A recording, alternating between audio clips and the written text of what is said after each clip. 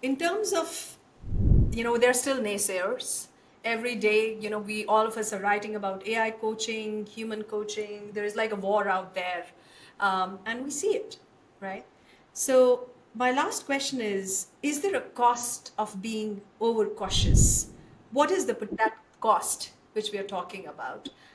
Deep, I know you really are passionate about this, so you can start, and then, any of you, all of you can actually give perspective on this. Is there a cost of being overcautious today? So, okay, so I would start with, is it valid or justified to be overcautious? I would say yes. I mean, when you look at privacy, data, all of these are sensitive pieces. People are having intimate conversations with Sherlock. Yeah. They could be talking about their organization. They could be talking about their CEO. They could be talking about their manager. They could be talking about the maladaptive behavior of certain leaders and all of that. Now that's anyways a cause of concern for any organization. I would be concerned, where is this data going? Who is the guardian of this data? Who's the gatekeeper? What will they do with this data? That kind of stuff. I think these are important questions and definitely worthy of addressing. We need to address them. Now, yes, we have addressed these questions through Yeah. various certifications and audits you've had, and the SOC Type 2 now, which is the highest one can get at this moment. And as more and more security pieces start to come, we just need to adopt and adapt. So, yes, important question, valid question.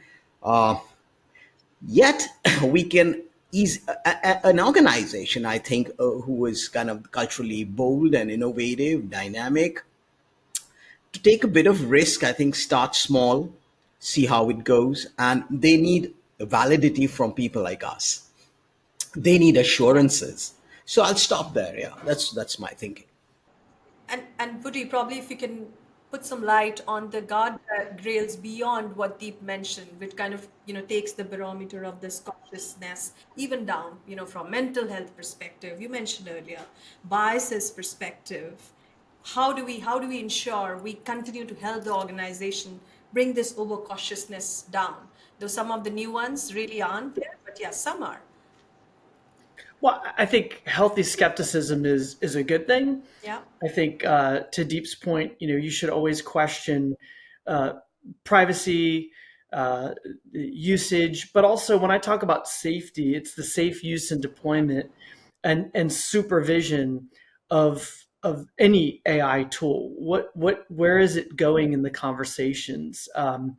What is it veering into mental health, psychotherapy, those kind of things that you want to have guardrails against, right? So you need to be very cautious, just like you know a poorly trained coach can do reckless things and get Yeah. into territory Right. that is probably far out of their capability and reach. So the same thing with an AI tool. You just want to be cautious. So I think some level of supervision of any AI tool is important.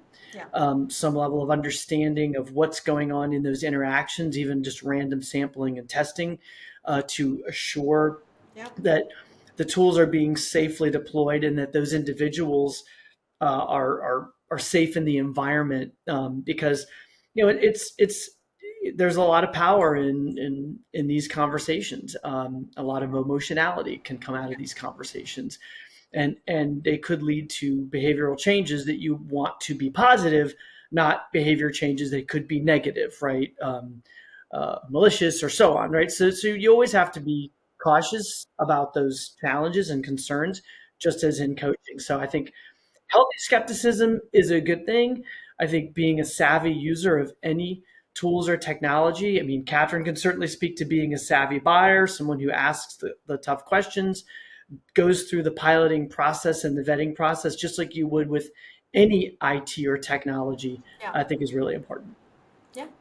If I can add to what Woody just shared, Deep and Pooja, I've known you for a little while now, and it was many questions that I asked about the tool that prompted you to take some changes. And make some improvements to it. And I know you've taken the questions and advice of others that have both received pilot demonstrations and users like Catherine to make improvements to the tool. So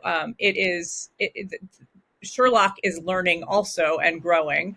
What you get today isn't going to be what we're delivering tomorrow because we're constantly making enhancements and adding guardrails and ensuring that it is keeping up with what is possible Yeah. for the benefit of users.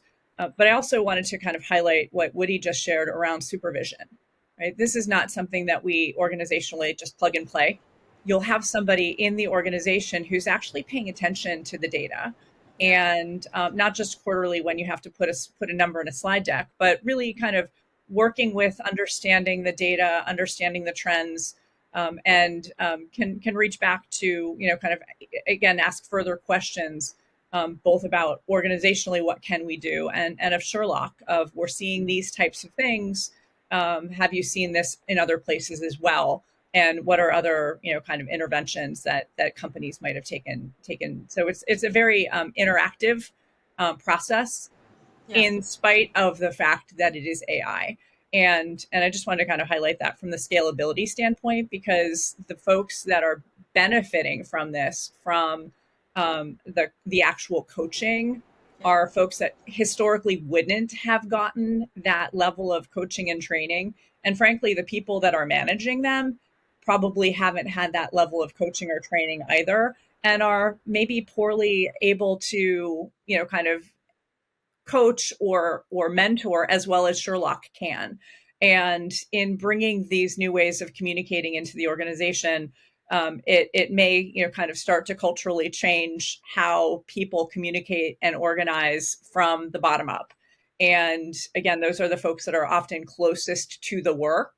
And that's where the innovation and new ideas about how our businesses will evolve in this very dynamic, changing world will come from. So if we can kind of lean into that, recognize that we all have a role to play, Yeah. and really kind of foster that innovation through how we each kind of play those roles, I think that's really important.